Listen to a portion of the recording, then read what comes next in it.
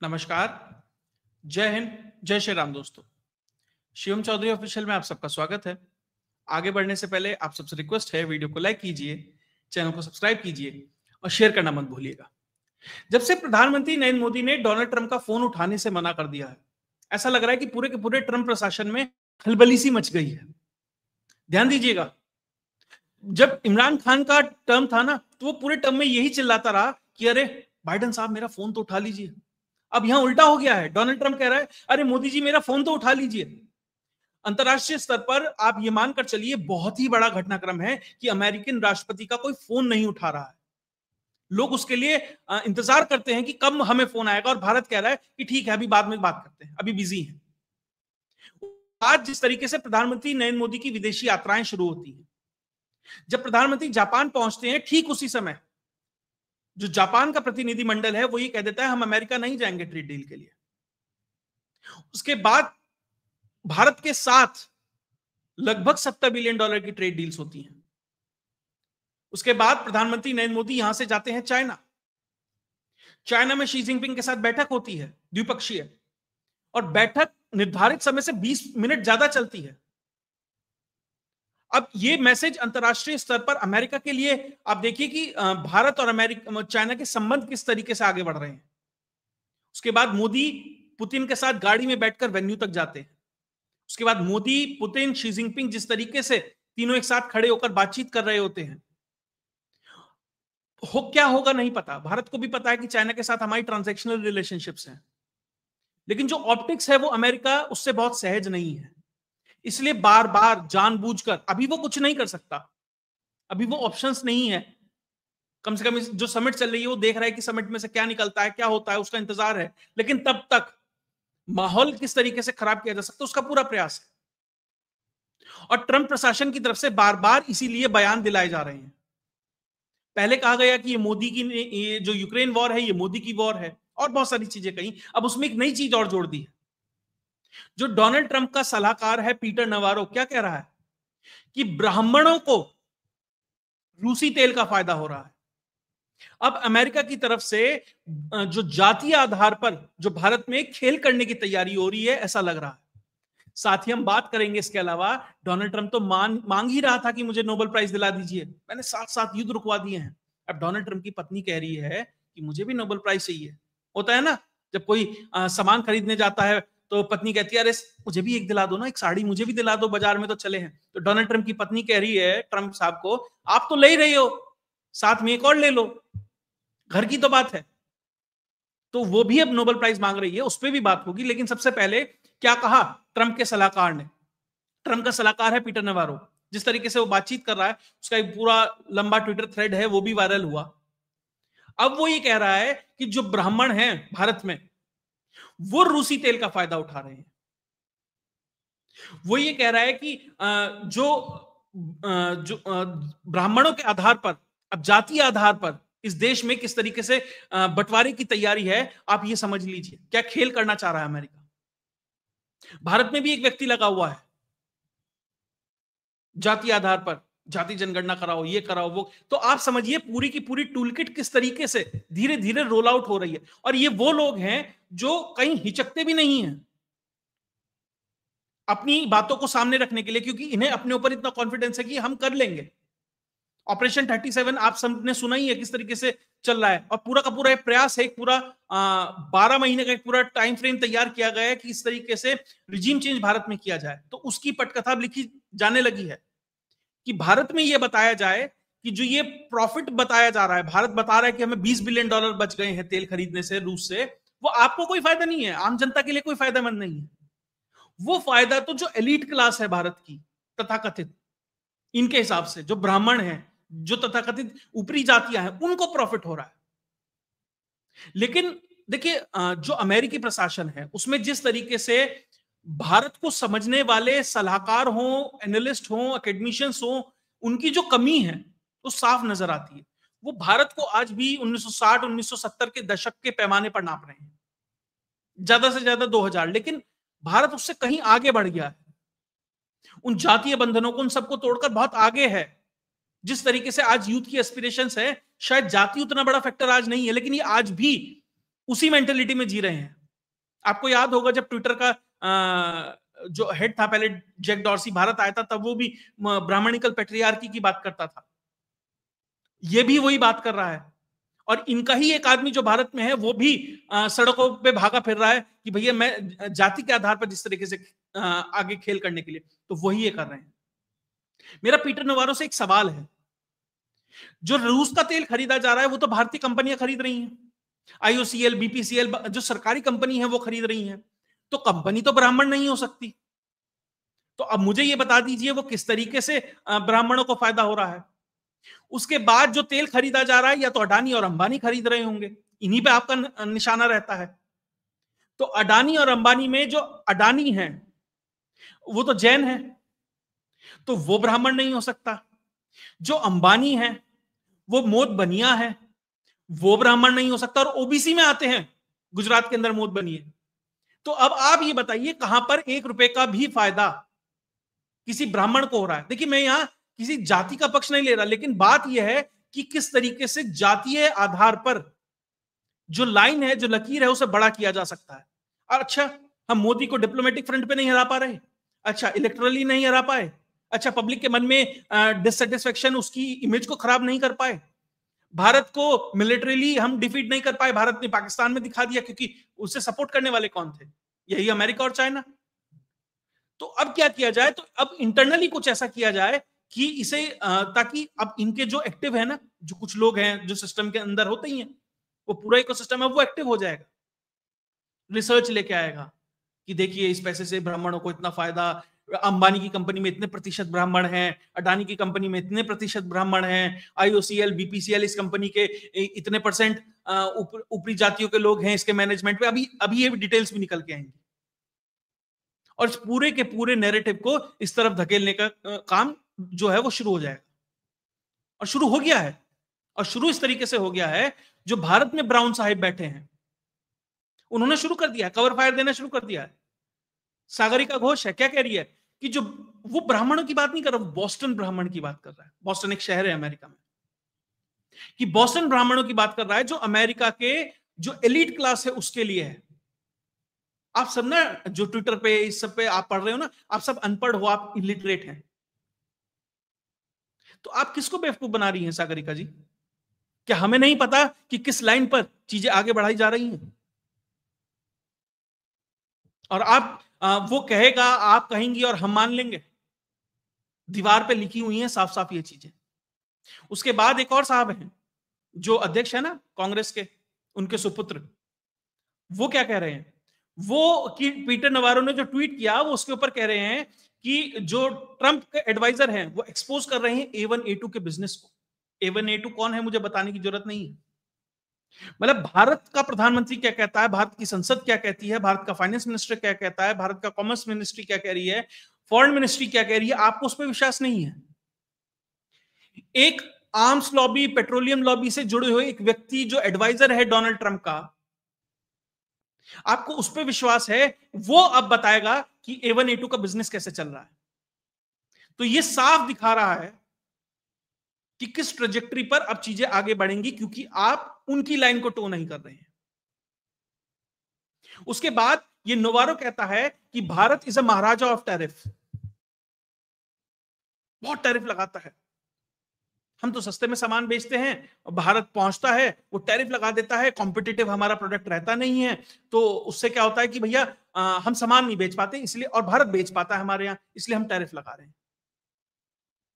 लेकिन वो ये भूल जाता है कि भारत मात्र 4.5% का ट्रेड वेटेड अप्लाइड टैरिफ लगाता है, यानी जो व्यापार हो रहा है उस पर मात्र 4.5% का टैरिफ लगता है, 4.6%। और 1991 के बाद हम जितना हम टैरिफ कम कर रहे हैं, शायद कोई उस रेट पे कम नहीं कर रहा है। ट्रेड डील्स हो रही हैं यूरोप के, मान लीजिए इंग्लैंड के साथ हो रही है, ऑस्ट्रेलिया के साथ हो रही है, बहुत देश हैं, तो हम उनके लिए और चीजें सहज कर रहे हैं, एफटीएस कर रहे हैं, आप भी कर लीजिए। हाँ, भारत अपने एग्रीकल्चर सेक्टर में जरूर 33% का टैरिफ लगाता है, क्योंकि हमें अपनी जो बहुतायत आबादी है, जो खेती किसानी डेयरी फिशरीज इस पर डिपेंडेंट है, उसे प्रोटेक्ट करना है। हर देश करता है।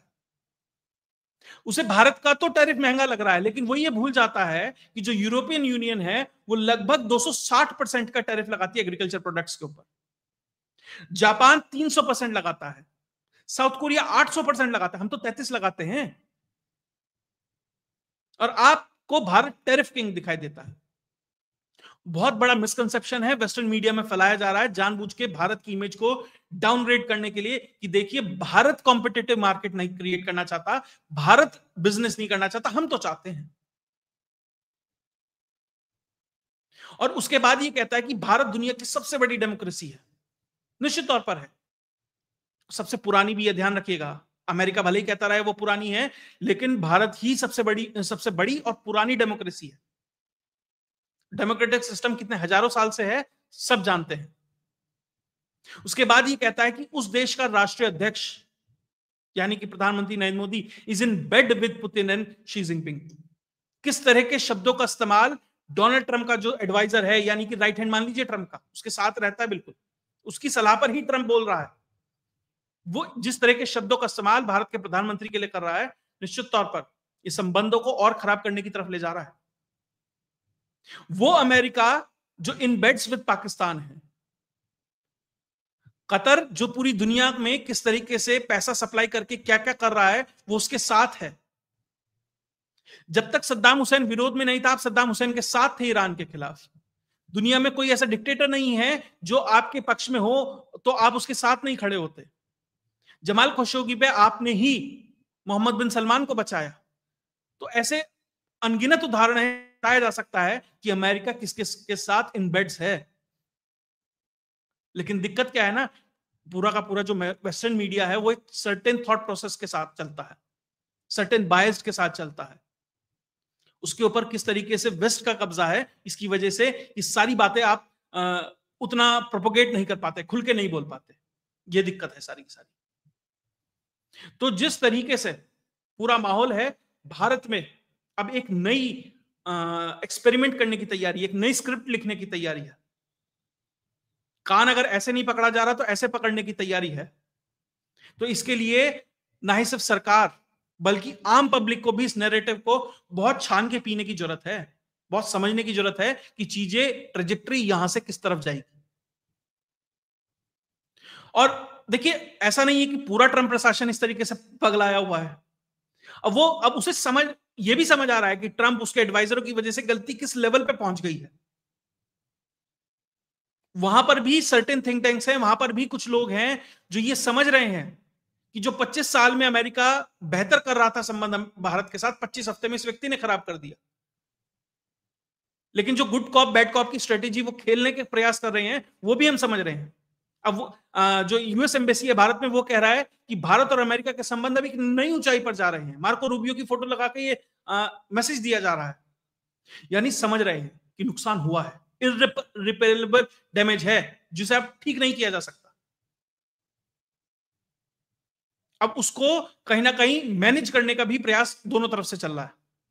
तो अब देखते हैं ट्रेजेक्टरी किस तरफ जाती है। लेकिन जिस तरह के बयान ट्रंप प्रशासन उसके अधिकारियों की तरफ से आ रहे हैं, वो चीजों को और खराब कर रहे हैं। इसलिए अब मोदी जी की टाइमलाइन पर जाकर आप देखेंगे ट्विटर पे, वो व्यक्ति जिस तरीके से ट्रोल मोड में है, जिस तरीके से फोटोज वीडियोस ट्वीट की जा रही हैं, जानबूझकर वो मोमेंट्स कैप्चर किए जा रहे हैं कि वो और पुतिन जा रहे हैं और शाहबाज शरीफ देख रहा है। जैसे होता है ना कि दो मालिक जा रहे हैं, भिखारी खटोरा लेके खड़ा है, साहब कुछ 10 रुपए तो डाल के जाएंगे। जानबूझ के इस तरह की फोटोज ट्वीट की जा रही हैं। और वो मैसेज पाकिस्तान के लिए भी है, वो मैसेज अमेरिका के लिए भी है, सबके लिए है। खैर इसमें जो भी डेवलपमेंट होगी वो भी आपके साथ लेके आता रहूंगा। लेकिन एक और खबर है, और वो खबर है डोनाल्ड ट्रंप के यहां से। डोनाल्ड ट्रंप तो अब तक ये अपने लिए नोबेल प्राइज मांग ही रहा था कि भैया मैंने 7 युद्ध रुकवा दिए हैं।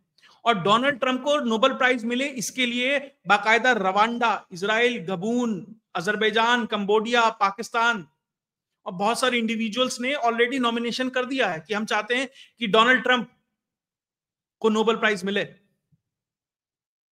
लेकिन डोनाल्ड ट्रंप को नोबेल प्राइज मिलेगा, अभी 2 कंटेंडर हैं सबसे ज्यादा जिनके लिए नॉमिनेशंस आए हैं, जो सबसे ज्यादा एक तरीके से कह सकते हैं संभावनाएं हैं इनमें से किसी को मिलेगा।